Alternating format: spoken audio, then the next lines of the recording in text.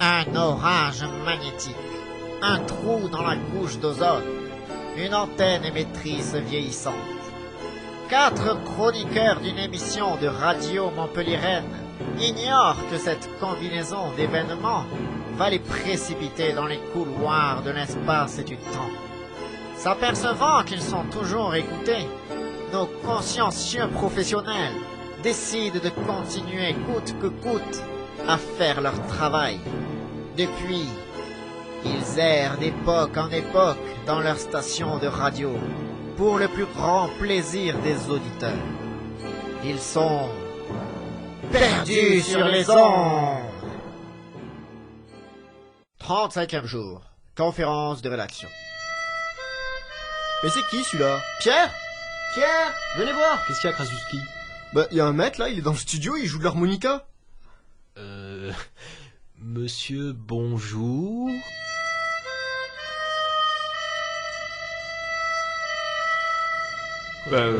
C'est qui ça? Je croyais que c'était votre invité, moi. Ah mais pas du tout, mon invité est une femme. Bah, demandez-lui, vous. Bonjour monsieur. C'est étonnant comme vous maîtrisez à merveille les dièses alors que vous ne disposez que d'un harmonica diatonique. Hein? En même temps, il va falloir attendre encore quelques années pour que Hohner invente l'harmonica chromatique qui permet d'avoir très simplement accès à toute la gamme. C'est pas du tout ce qu'il dit. Il va peut-être falloir penser à partir, monsieur. Vous croyez pas? Vous avez trouvé un harmonica, les garçons? Ah, mais c'est qui, lui? Bonjour? C'est l'invité? Non, pas du tout. Je ne connais absolument pas ce monsieur. Enfin, pas plus que Nathanaël, d'ailleurs. Enfin, l'air qu'il joue ne m'est pas inconnu. On ne l'a pas entendu déjà dans un film, ça? Bravo, pour une fois vous faites preuve d'une oreille certaine. Il s'agit en effet de la musique composée par Ennio Morricone et jouée par Charles Bronson dans Il était une fois dans l'Ouest, un des chefs-d'œuvre de Sergio Leone, un classique en termes de western dit spaghetti. Oui, j'adore ce film. Mais pourquoi on appelle ça western spaghetti au fait, et pas coquillette ou farfalle? Très bonne remarque mon cher ami. Eh bien, figurez-vous que le western spaghetti a été inventé... C'est bon Michel, il est presque midi là. C'est vraiment pas le moment de vous lancer dans des exposés. Moi, je veux juste vous aider à vous cultiver un peu. Maintenant, si je dérange... Oui, ben voilà, tout... c'est ça. Vous pouvez vous taire, hein, ça nous fera des vacances. Essayez de parler à ce type afin qu'il sorte du studio. Moi, il me faut le bourdon. Oh, mais Pierre, enfin, c'est intéressant pour une fois. Ouais, mais il faudrait tout de même s'occuper de ce joueur d'harmonica et se préparer. Le voyant rouge va bientôt s'allumer. Merci bien pour une fois. Bon, d'accord, mais j'aurais bien aimé savoir la suite, moi. Mais oui, je sais, Chahuski, mais il faut rester professionnel. Il ne faut pas oublier que par-delà les époques et l'espace, des auditeurs attendent fébrilement à côté de leur poste de radio pour nous entendre enfin. Eux aussi ont le droit de profiter de toutes nos découvertes, du fruit de nos recherches et de notre travail acharné. Ils sont impatients de savoir que nous sommes toujours là, fidèles au poste. Ils se sentent soulagés et heureux de participer à leur manière à notre aventure. Et en plus, c'est moi qui comptais faire une chronique ciné sur le western spaghetti. Bravo, je voulais garder la surprise. Vous avez tout fichu par terre, Michel. Avec votre manie de vouloir toujours impressionner tout le monde aussi.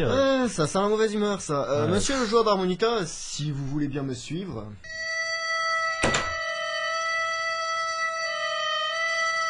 Bonjour chez vous, hein. Bon, je pars en reportage, moi. À tout à l'heure. Ouais, évitez de vous faire prendre dans une bagarre de saloon ou je sais pas quoi. Les rues ne sont pas très sûres ici. Bon, tout le monde est prêt? Antenne dans 5, 4, 3, 2... Bonjour à tous, vous écoutez Radio Clapas, nous sommes le jeudi 26 septembre 1876, il est midi. Tout de suite, la quotidienne présentée par Pierre Beuchat et ses chroniqueurs. Chers amis du XXIe siècle, welcome dans l'Ouest sauvage. Peuplé de bisons, de peaux-rouges, de blancs-becs, de piétons et de cow-boys. Nous sommes actuellement aux États-Unis, quelque part à l'ouest des Rocheuses, dans une charmante ville nommée Mankato, située à une centaine de kilomètres de Minneapolis dans l'état du Minnesota. L'air fleure bon la mélasse et le foin, le son du piano des saloons résonne au loin. La vie y est simple et paisible. J'ai dit simple et paisible. Tout de suite les titres, si on m'en laisse la possibilité, bien sûr. Arnaque. John Smith a été évacué de Deadwood, enduit de goudron et de plumes, pour avoir salé sa mine avant de la vendre. Rappelons que le salage d'une mine consiste à tirer des cartouches remplies de particules d'or dans les parois afin de simuler un filon. Le coup du goudron et des plumes, ça a l'air folklorique comme ça, mais c'est tout bonnement un des plus horribles supplices de l'histoire, avec une fin souvent mortelle. En effet, les bitumes s'insinuent dans les pores de la peau, provoquant son asphyxie et sa nécrose. Sympa. On n'ira plus jamais du Luke de la même manière. Championnat des États-Unis de poker à Minneapolis. Bilan, 145 morts. New York. Les policiers ont arrêté un homme qui voulait se jeter du haut de pas grand chose en fait, puisqu'à cette époque les bâtiments les plus hauts de New York sont juste des petits commerces. L'homme en question s'est foulé la cheville, il est passé pour un idiot et il a fini sa nuit en prison. Après l'annonce de la mort du général Custer cet été dans la bataille de la Petite Grosse Corne, le président des États-Unis Ulysses Grant a déclaré, je cite, « C'était un capitaine de cavalerie impétueux, devenu général par les circonstances de la guerre, et qui n'a jamais hésité à abattre de sang-froid femmes et enfants, pourvu qu'ils soient indiens. Cet homme ne faisait froid dans le dos. » Un hommage chaleureux et sympathique, comme tout homme mourant pour son pays en mérite. Mais tout de suite, Stéphanie, vous avez encore une superbe rubrique à nous présenter, n'est-ce pas? Je suppose que vous allez nous parler de la condition féminine au milieu des cow-boys, ces rudes misogynes, bouffeurs de haricots, seulement bons à élever des vaches.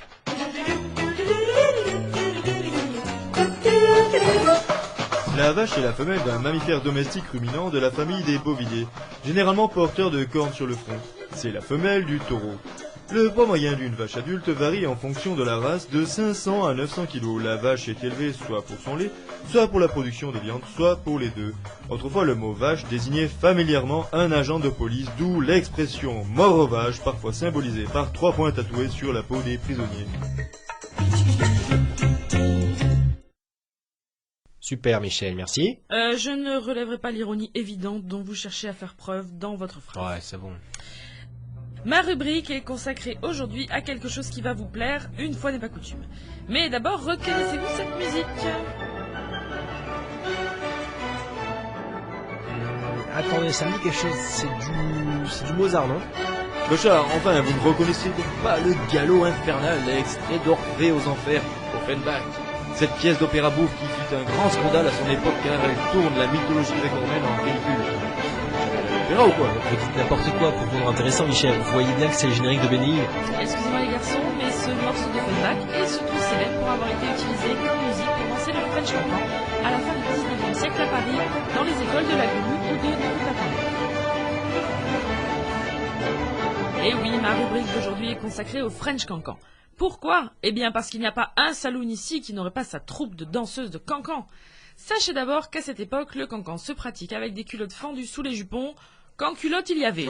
Oh non, c'est pas... Et Klipinski qui est le seul à être sorti. Eh oui, Pierre, nous pouvons voir ici les premiers pas spectaculaires de l'émancipation de la femme qui passe du statut d'objet au service de l'homme. D'objet qui peut rendre des tas d'autres services sans sa culotte. Vous l'avez mérité celle-là. Je disais donc, la femme est passée au statut de séductrice, elle choisit sa sexualité et elle séduit qui elle veut. La scène parisienne présente un grand nombre de grandes femmes comme la Goulue ou Nini Patanlaire, que j'ai déjà citée, mais aussi Céleste Mogador, qui a laissé son nom au fameux théâtre, Jeanne Avril, Qui a laissé son nom aux fameux mois. Fanny Elser, Finette et bien d'autres. C'est vrai. Bref, le cancan était déjà et est resté une affaire de femmes, de grandes femmes. Avec de grandes jambes. Mais le cancan tel qu'il était pratiqué à Paris était déjà une adaptation d'une danse andalouse existant au début du 19e siècle et qui était interdite dans la plupart des pays européens. Après plusieurs réadaptations dues à de grandes danseuses, un londonien importe le cancan du célèbre Balmaby dans son pays, le baptise French Cancan et lui attribue enfin cet air d'Offenbach dont il est aujourd'hui indissociable. Et nous arrivons à ces magnifiques spectacles glorifiant l'indépendance et le caractère des femmes françaises tout autour du monde, même dans des saloons crasseux de ces ports armés. Ah oui, c'est ça, c'est certain, Stéphanie. Merci. Tout de suite et sans transition aucune, Nathanael Klaus-Kinski va nous faire découvrir un nouveau sport déjà très populaire apparemment. Vous êtes parmi nous, Nathanael? Oui, Pierre, je suis actuellement sur le terrain de Bull Trap. Bull Trap, c'est quoi encore que ce truc? Comment vous expliquer? Vous voyez le ball trap? On dit Bull, on envoie une assiette et il faut toucher l'assiette en plein vol. Ouais. Et ben là, c'est pareil, mais avec un bison. Un bull, comme on dit en anglais, d'où le terme Bull Trap. Mais c'est cruel. Les gens d'ici sont pas d'accord avec vous, Pierre. C'est du sport, le bison a sa chance, peut-on entendre de-ci de là dans le public. Je vais d'ailleurs interroger de ce pas John Mithock, le champion sortant qui remet cette année son titre en jeu. John Mithock, bonjour. Salut mon gars!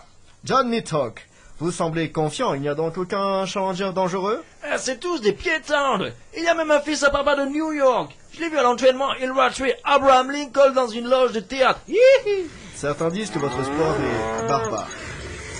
What? C'est un sport de gentleman. Laissez-moi vous expliquer avant de juger. Vous voyez la catapulte à bison là-bas? Oui. Eh bien, avec cet engin, le bestiau est catapulté à 30 feet de hauteur. Ça veut dire que si vous ne l'achevez pas en l'air d'un bon coup de fusil, ce pauvre animal se fait très mal en retombant. Ah oui, Pierre, nous voyons une démonstration en direct. Effectivement, je peux vous assurer que le bison n'a pas souffert en retombant. Mais dites, John, pour ne pas que le bison souffre, le plus simple serait peut-être de ne pas le catapulter. Mais vous êtes fou. Et le bison a été créé pour ça. Vous n'avez pas lu la Bible ou quoi? En BD, ça compte? Enfin, je vois pas le rapport. Mais dans la Bible, il est marqué que les animaux ont été créés pour servir l'homme. Oui, pour manger seulement. Tuer pour le sport, ce n'est pas la même chose. Et pour servir l'homme, ça inclut aussi les vêtements et les loisirs. Hihi. Si vous le dites. Mais bien sûr, le bull trap réunit les deux mamelles de l'Amérique, the Bible and the rifle. Je traduis pour nos auditeurs la Bible et les armes à feu. Oui, c'est bon, on avait compris. Vous avez fini? Oui, je vais peut-être tenter ma chance au bull trap finalement, moi aussi. Eh bien, merci Nathanaël pour ce beau moment de sport. Réjouissons-nous que la SPA n'existe pas encore, sinon je doute que ce jeu les fasse beaucoup rire. Je parle même pas de la justification biblique plus que douteuse. Tout de suite et sans plus attendre, je vous propose notre toute nouvelle rubrique Cinéma.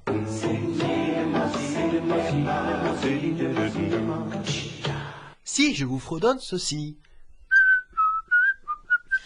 Ça, je connais. vous Je pensez connais. à quoi, C'est Stéphanie? le gendarme à Saint-Tropez. Ah non, mince, je me suis trompé.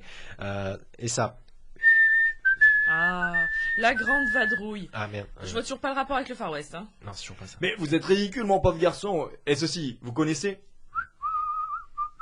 Mais non, mais ça c'est le pont de la rivière quoi, c'est exact. Michel. Vous n'êtes pas mieux que moi. Bon, est-ce que vous pouvez me chercher l'autre avec son harmonica là? Il s'y connaît sûrement plus que nous.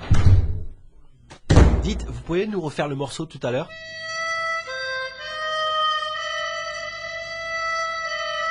Merci. Oui, il était une fois dans l'Ouest. C'est pas un scoop. Apparemment, lui aussi a vu le film. Merci, monsieur l'inconnu. Au revoir. Il faut les jetons quand même, hein. Enfin bref, je vais vous parler du western et particulièrement du western spaghetti. Nous sommes en 1960. Le western à la papa est carrément sur le déclin et John Wayne ne fait plus recette. Le renouveau va venir d'Europe, et plus précisément d'Italie, qui confie ses productions de western à des noms comme Sergio Leone ou Sergio Corbucci. Les lieux de tournage sont vite trouvés, les plaines désertiques d'Espagne qui ressemblent à s'y méprendre au sauvage Arizona.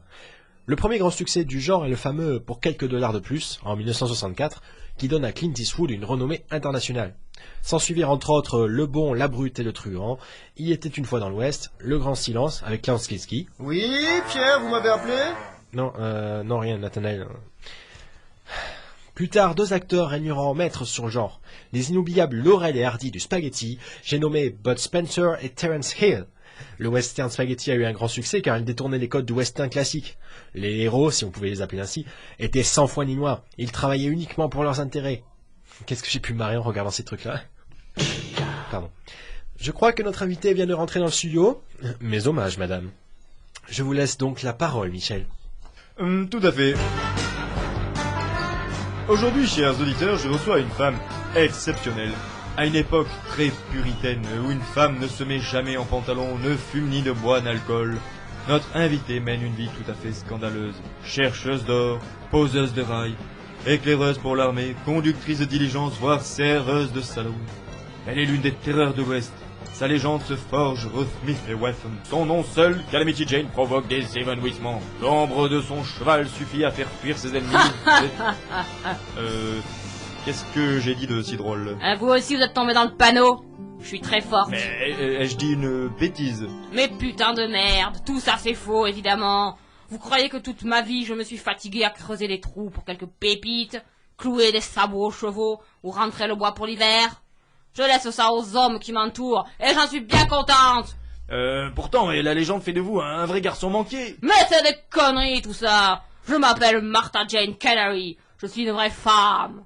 Le dimanche, je brode. Je fais du point de croix en prenant le thé, à l'abri des regards indiscrets. Je prends des bains au lait de jument et je lis les fiches de cuisine de femmes du Far West.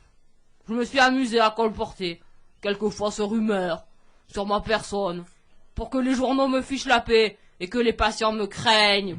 Alors vous n'êtes pas la calamité dont tout le monde parle. Calamity Jane. Beau surnom, hein?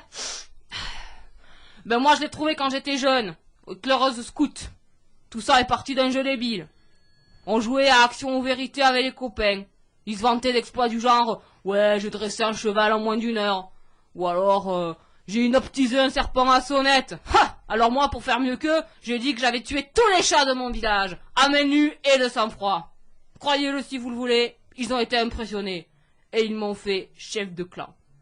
Puis un mensonge en amenant un autre. J'avais dit que j'avais tué à moi toute seule toute une tribu entière d'Indiens. Et j'y ai pris goût. Et à partir de ce moment-là, les gars, ils m'ont pris pour un des leurs. Et ils m'ont fait monter à cheval. J'ai dû quitter les corsets, les autres froufrous là, pour m'habiller comme un mec. Révélation époustouflante. En somme, vous êtes en train de nous dire que vous avez vous-même forgé votre légende au fil Ouais. des années. Pierre, cette femme est certainement une sorte de précurseur à ce que les pédants appelleront au XXIe siècle un buzz médiatique. Ouais, certainement. Ouais, vous savez, je suis restée une femme très simple. Avant que mon mari se fasse tuer, Dieu ait son âme, je prenais un plaisir terrible à lui faire la popote et à lui repriser ses chaussettes. J'ai ça le dansant, c'est tout. Il a pas à chier dans ses bottes pour marcher droit. Oh putain, encore lui. C'est pas bientôt fini ce boucan? Non mais, c'est pas un connard et son harmonica qui va nous faire chier quand même. Vous disiez?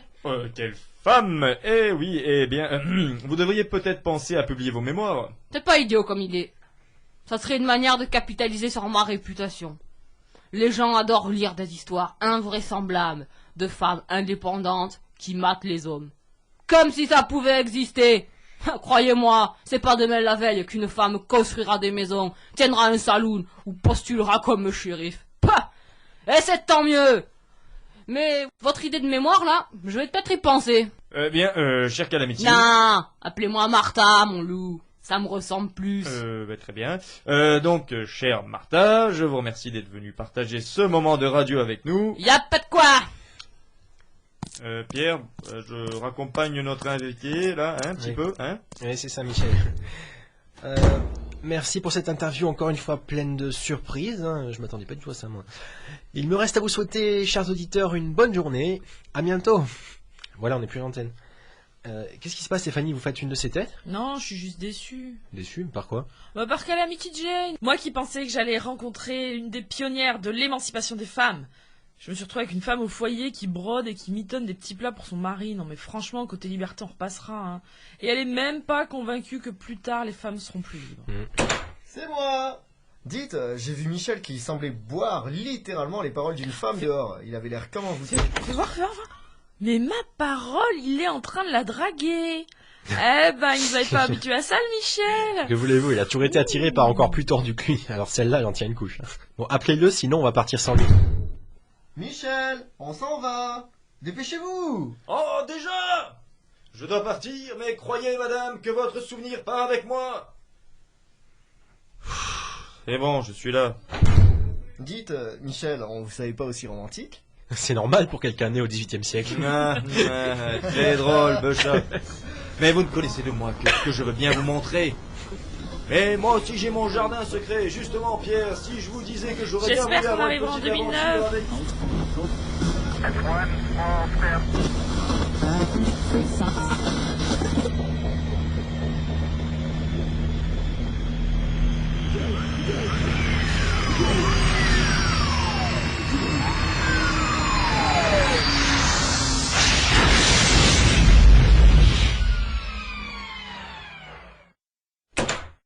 Mais où est-ce qu'on a atterri encore? Pourtant, il y a des bris de vases partout par terre.